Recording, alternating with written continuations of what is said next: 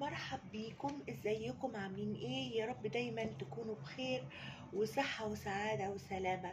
النهاردة هنعمل احساس اي شخص تحطه في بالك، احساسه بيك دلوقتي، مشاعره تجاهك، عايزين نشوف رسالة منه. يعني الفيديو كده هيبقى كوكتيل، وهو بتبقى بطاقة جماعية من غير احرف او احجار. هنشوف طاقتك انت دلوقتي. يا انت الديفل. طاقتك فيها نوع من انواع الغضب. ممكن تكون عندك شغف كبير انك تعرف مشاعر الشخص ده تجاهك، وممكن يكون فعلا حصل بينك وبينه موقف خطير مخليك شايط او زعلان منه قوي او غضبان قوي على تصرف هو عمله تجاهك.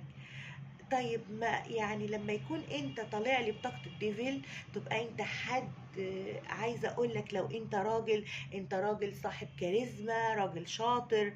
لو انت ست تبقي ست شاطرة جدا، جذابة، واخدة بالك من نفسك، دماغك كمان شغالة.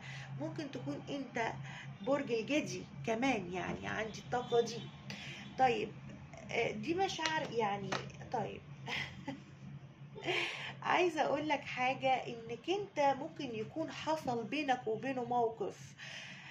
الموقف ده مخليك عصبي في الوقت الحالي، وخليك يعني ممكن تكون بعدت نفسك دلوقتي عنه، او وصلت له ان الموقف عدى عليك، ولكن انت داخليا لسه حامل غضب الموقف اللي هو عمله.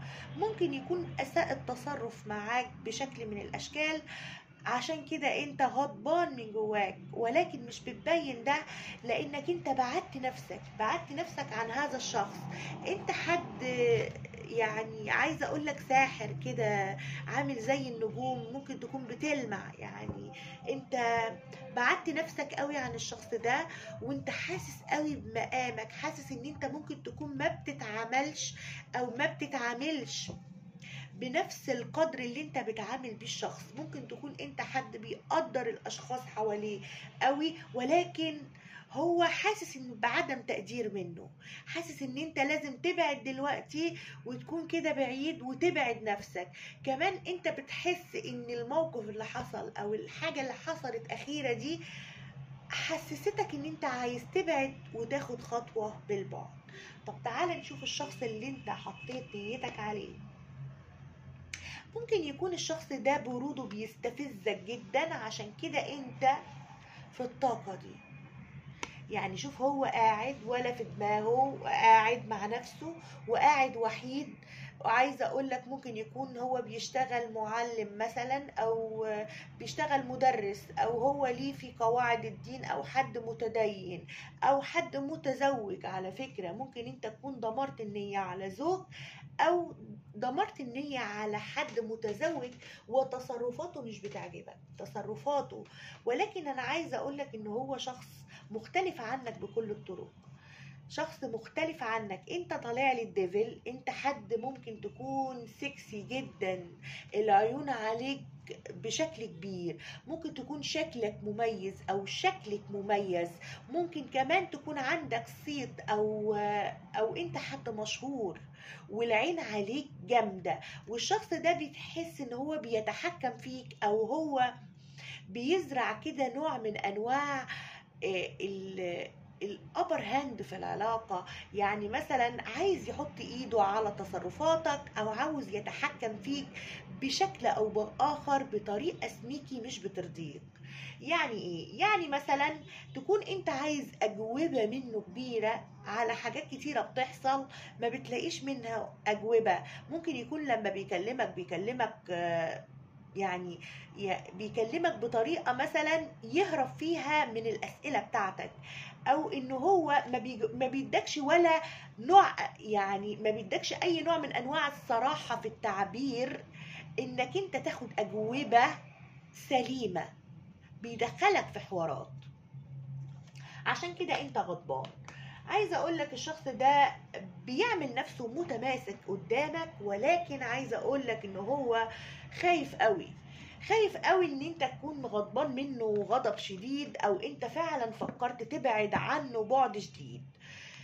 هو بصراحة بيشوفك حلو قوي، بيشوفك ان انت يعني بعيد قوي، ان انت ليك صيت لحد مشهور. ممكن تكون انت حتى بتشتغل في يعني في حاجة فيها مجال من مجالات الشفاء او الطاقة. كمان بيحس ان انت عندك كاريزما كبيرة قوي، يعني مسيطرة عليك. ممكن انت كمان ست، وست جميلة جدا وحد جذابة، وعندك نوع من انواع الانجذاب، يعني اي حد ممكن ينجذب لك جسديا جدا جدا. الشخص ده بيحاول يسيطر جدا على انجذابه او الهوس في التفكير ليكي او لك. يعني الشخص ده بيحسك كاريزما قوي، منجذب ليك جدا، ولكن مش عارف، حاسس ان هو ما بيرضكش، يعني هو حاسس ان هو غير كافي بالنسبة لك. طيب احساس، تعال نشوف العلاقة الأول. العلاقة دي هو بيحس إن العلاقة دي علاقة يعني مش بتنتهي، أو العلاقة بينكم علاقة قدرية فيها ربط، أو فيها نوع من يعني ربط الأقدار ببعض. يعني مثلا إيه، أنت ما شفتوش صدفة، بالعكس انت كان مقدر ليك ان انت تشوف الشخص ده عشان انت تتحسن وتستشفي. ممكن يكون كان عندك علاقات في السابق دمرت نفسيا، او انت مع الشخص ده في السابق كنت حد تاني خالص، ولكن انت ابتديت تحط رجلك على مراحل الشفاء. طيب انت هل كان صدفة ان انت تقابل الشخص؟ لا، كان مقدر ليك ده يحصل ده عشان انت تستشفي من التعلق. ممكن يكون عندك تعلق كمان، عندك انت نوع من انواع التعلق، ولكن انت حطيت رجلك على الاستشفاء.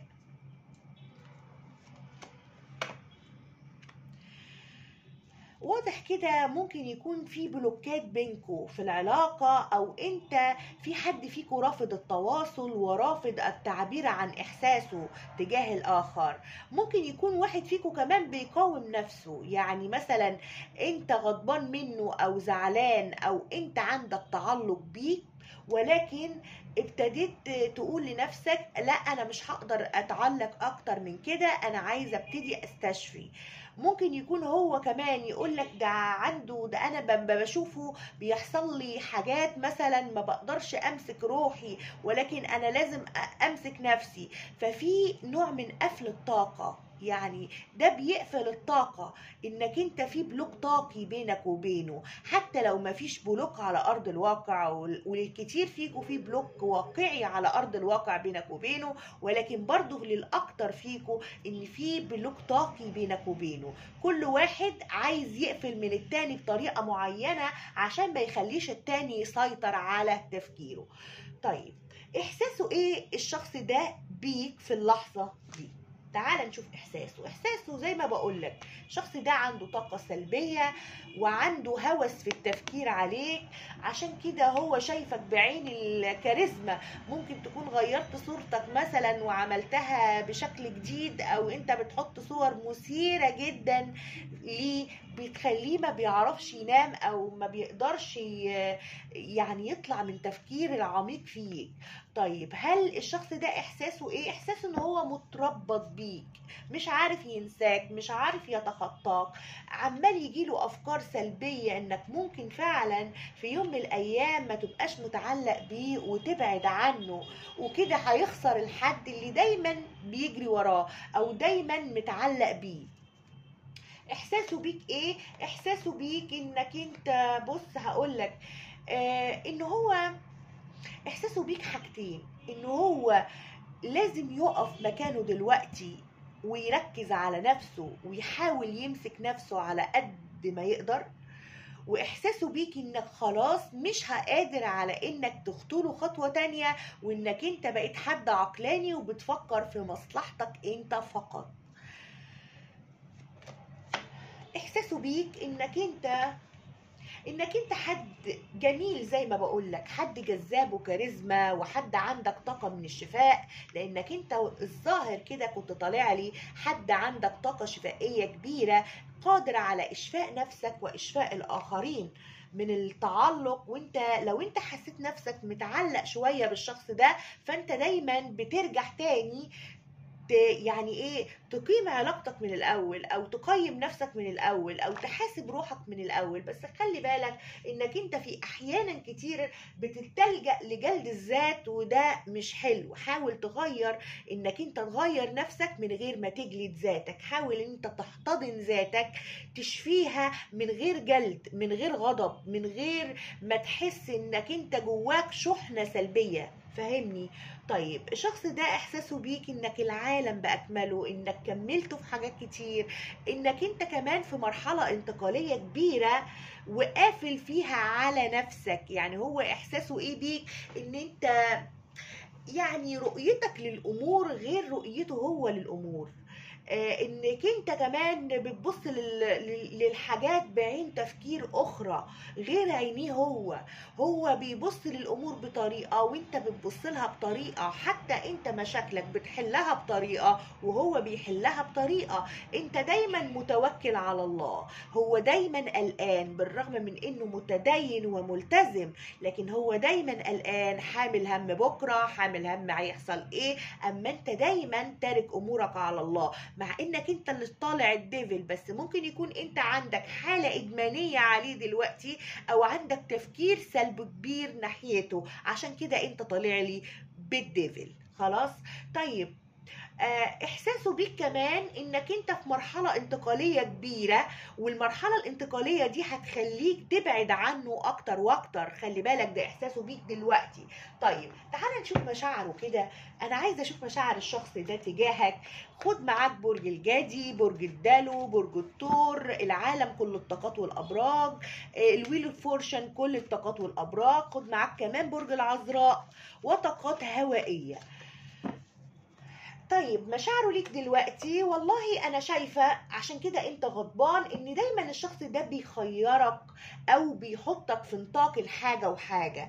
ازاي؟ يعني هو مشاعره ليك up and down، يعني طالعة نازلة شوية. يحس ان هو عايزك قوي ويجري عليك كده ويهرول، وفجأة كده يقعد لوحده ويفكر فيك ويبقى عنده هوس التفكير ومش قادر يعمل لك اي خطوة. طيب انت كمان حاسس، عشان كده ده اللي بيثير غضبك، ان هو دايما بيحطك في موازنة بينك وبين حاجة اخرى. ممكن يكون الموازنة دي بينك وبين شغله، وكمان عشان هو كان طالع لنا الزهايروفنت، يعني ممكن يكون متزوج هذا الشخص. فعايزة اقول لك ان هو بيحطك بينه وبين حياته الاسرية، بينك وبين شغله. يعني انت مش لوحدك عنده. فهمني؟ وده اللي ممكن يكون بيثير غضبك او بيزعلك منه او بيخليك تبعد نفسك عنه. مشاعره ايه تجاهك؟ تعال نشوف كده. بيحبك، ولكن دايما الحب هنا غير متطور.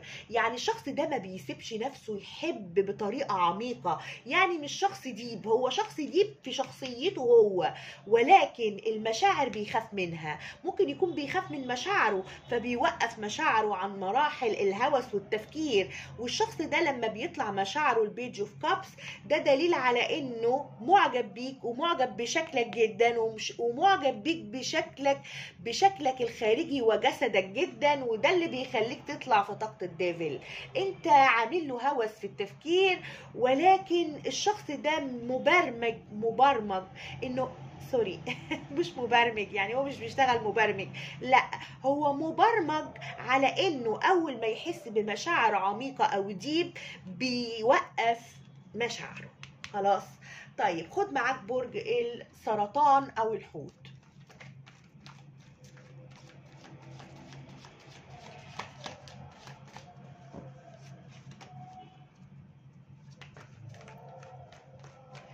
عايزين نشوف مشاعره فعلا الحقيقية تجاهك. هل هتتطور؟ عايزة اقولك ان انت طريقتك انك انت تبعد عن هذا الشخص وانك تبعد نفسك، ولكن اطلع من طاقة الغضب دي، بتخليه يعمل ايه؟ يتحسن في الحب، يعني يخليه يتطور مشاعره. يعني مشاعره الاول كانت طالعه لي البيج اوف كابس، بعد كده مش هيقدر يسيطر على مشاعره، هيبقى مشاعره الكينج اوف كابس.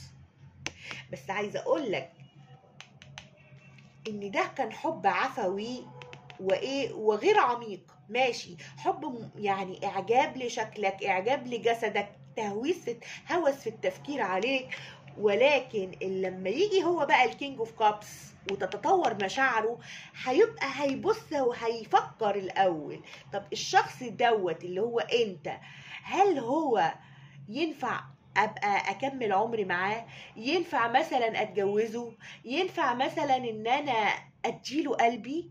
لان الكينج اوف كابس لما بيفكر في الحب بيفكر كمان بشكل عقلاني للحب، مش عاطفي فقط. يعني عارف امتى بجد يدي الحب للي قدامه.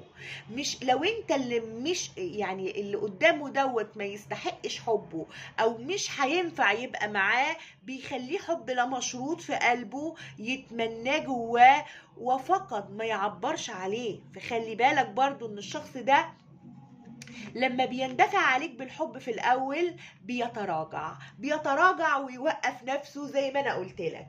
طيب خد معاك كمان برج العقرب والسرطان مرة أخرى. طيب تعال نشوف. عايزة أشوف طب الشخص ده هيندفع عليك ويعمل لك خطوة، نحطها دي في ضمن خطة الفيديو لأني مش كنت كاتباها. الشخص ده ثانية واحدة أقلب دي. الشخص دوت هيعمل لك خطوة قريب، مثلا هيفرحك، هيعترف لك، هو شايفك كاريزما وأمور قوي وجذبه انت جدا جسديا، ولكن هو عنده ربط معين في الدين انها بيخاف قوي من انجذابه الجسدي ليك. خلي بالك ركز في الحتة دي، انه هو بيخاف من انجذابه الجسدي ليك لا يخرج عن القواعد السليمة اللي هو حاططها لنفسه. يعني ايه؟ يعني هو بيوقف نفسه، بيوقف مشاعره، حتى لو هو منجذب بيك جسديا جدا بيحاول يستعمل الدين والقيم والمبادئ انه يتراجع عنك فيهرب منك، يقعد يفكر فيك، ولكن عنده هوس في التفكير وادمان عليك. عشان كده بيوصلك انت منه طاقة جسدية او غضب وطاقة سلبية. عشان كده انت طالع لي في الديفل. احنا بنحلل كروت يا جماعة. طيب هل هيعمل لك خطوة؟ بص هقول لك على حاجة، الشخص ده ناوي انه يصالحك. لو انت غضبان منه وحصل بينك وبينه سوء تفاهم، عايزه اقول لك عايز يبني معاك، يعني عارف انت، ود ووصال وسلام ومسامحة. الشخص ده عاوز ان انت يمحي لك اي فكرة سيئة عنه، لانه هو شايف ان انت بعدت نفسك عنه، اصبحت كالنجمة البعيدة او الحاجة اللي ممكن مستحيل يلقاها او يتمناها او يعرف يمسكها او يطولها. فالشخص ده حصل له نوع من انواع الهوس، هيعترف لك بحبه لو انتوا كراش كمان يا جماعه. لو انتوا كراش هيعترف لك كمان بحبه، وهيدخل معاك في حب صادق. ولو انتوا تنفعوا تتجوزوا، الشخص ده هيعبر لك وهيقول لك انه بيحبك جدا بطريقه عميقه. ولكن الشخص ده بيخاف قوي من شكلك الحلو، بيخاف قوي من هيئتك، انك انت مثلا جميل قوي، انك انت امور قوي، انك انت جذاب قوي، وانت شكلك اتراكتيف جدا بالنسبه له، عامل له هوس كبير في عقله في التفكير. الشخص ده بيفضل يزق في نفسه، او يفضل ان هو مش يزق في نفسه، يعني يوقف روحه قوي، يفرمل. عارف انت الفرمله دي؟ عشان هو خايف يندفع عليك ويتهور عليك. طيب بص، بيحبك. لو انتوا كراش يا جماعة، عايز يكون معاك أسرة، خايف ان انت تبعد عنه. على فكرة خايف ان انت تبعد عنه، شايفك انت الشريك العاطفي المثالي له، عايز يعيش معاك ذكريات حلوة ويبني معاك أسرة لو انتوا مش متزوجين وفي فرصة للزواج، يعني محدش فيكوا عنده طرف آخر. بيحبك حب رومانسي، ولكن يبان عقلاني. هو بيحاول يفرمل نفسه، بيحاول يفكر بالعقل. بيجيله كده غراب ولا البومة، يعني البومة دي بتديله الحكمة، ولكن الغراب دوت بيفضل يوسوس في دماغه ان العلاقة دي لازم افرمل فيها نفسي واوريله ان انا مش هاممني، ولكن بص ما بيقدرش يطلعك من مخيلته، بيفضل يعمل حاجات عشان يجذبك. بص بص اهو، خايف، ممكن يكون عنده جرح الخيانة وبيخاف من كسرات القلب، او عنده طرف ثالث او حاجة منع وجودكم مع بعض. خد معاك كمان برج السرطان والعقرب والأسد والدلو والحمل كمان. طيب عايزه اقول لك حاجه مهمه، تعال نشوف رسايله ليك دلوقتي.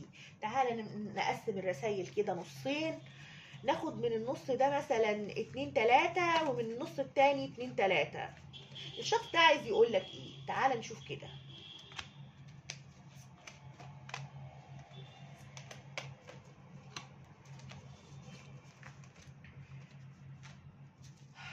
ناخد كمان 3 من هنا.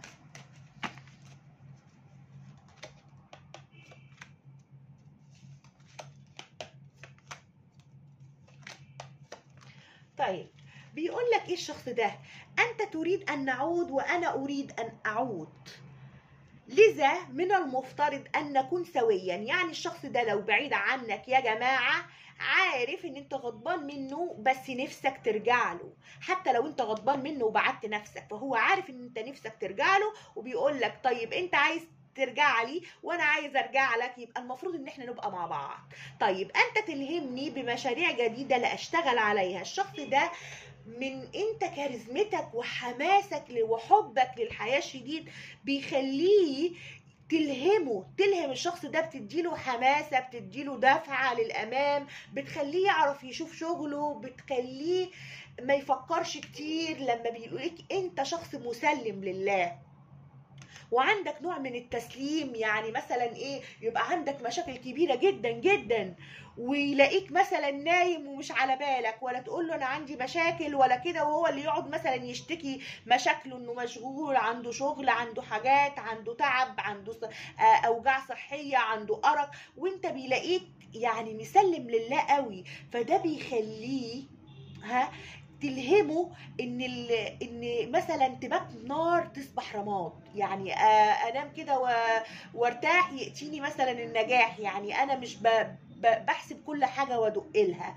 فهو ده بيديله اشتغال كبير على نفسه، بتلهمه ان هو يعمل زيك، بتلهمه ان هو يسلم كمان للقدر ومش كل حاجة يقعد يفكر فيها، انت بتديله الحماسة دي. طيب اتمنى ان استعيد كلامي معك، وده للأكترية المنفصلين او المبتعدين بصمت.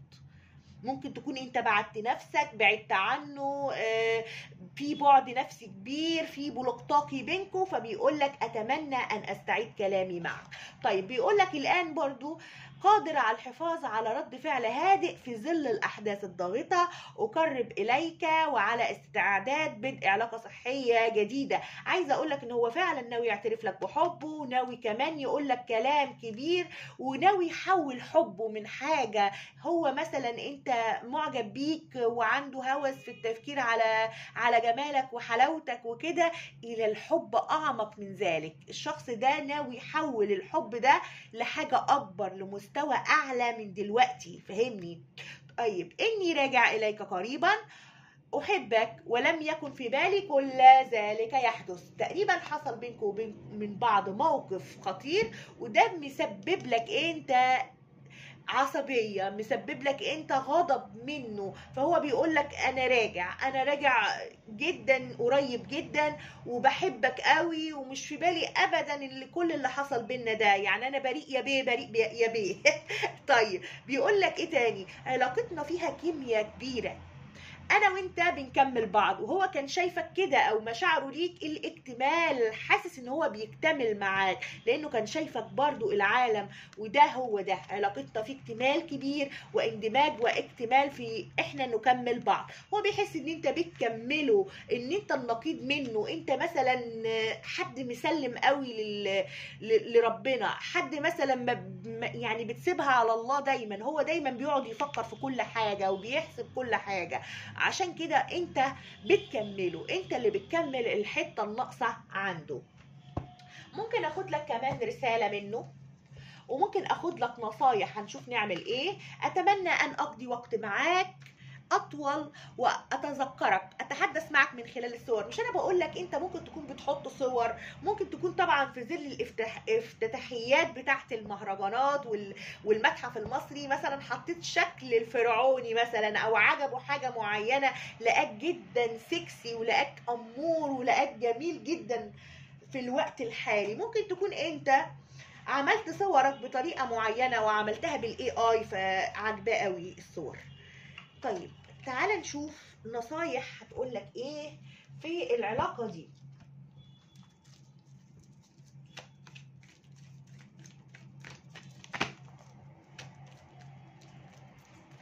طبعا مش كل الناس بتعمل صورها يعني المصريين بس هم يعني الفيس والدنيا كلها قلبة صورها فرعوني. بص كيمياء. طب شوف بقى، يعني بص القراءة كلها ماشية في سياق واحد. ده هو ده هو ده من الطاروت العالم. انت وهو بتكتملوا في نقطة معينة، انت وهو بتكمل بعض، نص الدايرة دي مع نص الدايرة دي، فانت بتكمل هذا الشخص. علاقتنا فيها كيمياء، اندماج، اكتمال، نحن نكمل بعض. عايزه اقول لك كيمستري، انجذاب جسدي رهيب ليك. عشان كده هو بيشوفك واو كاريزما، بيشوفك ايه يعني جسديا مش قادر يمسك نفسه يا عيني، وعمال بص قلقان ما بينامش. انت عامل له هوس جامد في التفكير، وخصوصا شكلك الجسدي عاجبه كتير.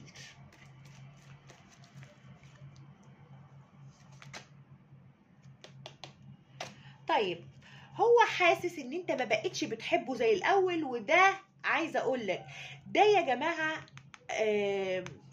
لما يطلع لي انا هاخد مشاعرك انت اللي مش عاوزه، انت اللي ممكن تكون بعدت عنه او بعدت نفسك، وهو حاسس ان هو ممكن يخسرك، او هو انت ما بقتش بتحبه زي الاول، انت ما بقتش تحبه زي الاول، وده مسبب له قلق كبير في النوم، يعني ما بينامش كويس، انك انت ممكن تبعد عنه وتسيبه وترحل عن العلاقة دي. فهمني؟ طيب اخد كمان كارت للعلاقة. بص الزيز كود بي ذا وان، ده الشخص المثالي او ده ذا وان بتاعك انت وهو.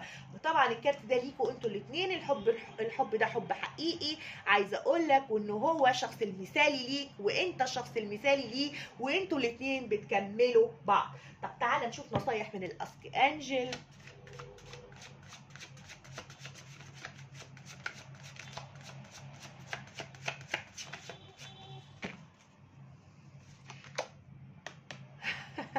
انت مستعد؟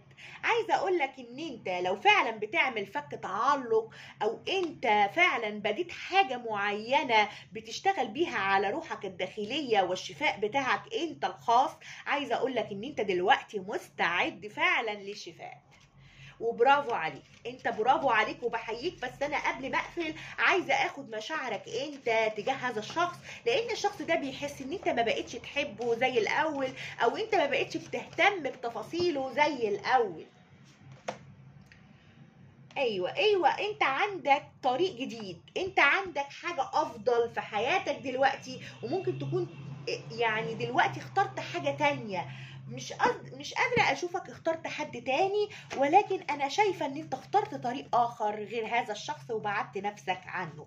طب انا عايزه اشوف مشاعرك انت تجاهه. معلش انت بتفكر فيه ومش قادر يخرج من تفكيرك، ولكن التفكير ده جاي منه هو، وهو اللي بيصحي تفكيرك، ومفتقده وزعلان منه على فكره، ولكن بتحبه حب لا مشروط. ولكن هو انت موصل له فكرة ان مفيش حب في العلاقة دي، وان الحب من طرفه هو، وان الحب من طرف واحد، الا اذا لو هو بيتجاهلك كتير كتير جدا مثلا، وانت اللي حاسس ان هو بان انت بتحبه من طرف واحد. لو هو بيتجاهلك كتير فانت دايما بتزرع الفكرة دي جواك، ولكن عايزة اقولك ان الشخص ده بيحس بالاكتمال معاك، بيحس ان العلاقة دي علاقة فيها تكامل كبير وتجانس وتعاطف وفيها طيبة وفيها عمق كبير هو مش قادر يفهمه.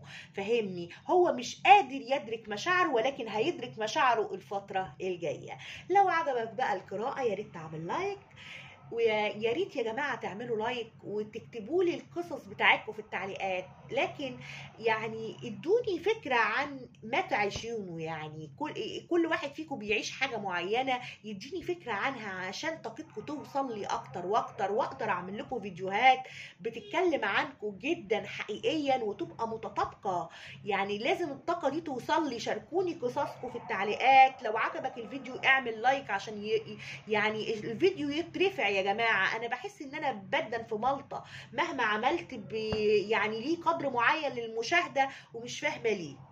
فلو عجبك الفيديو يا ريت تعمل بقى لايك، شاركني، قول لي قصتك، ولو لسه ما اشتركتش في القناه حاول تشترك عشان يجيلك مني كل جديد. يلا اشوفك على الف خير، باي باي.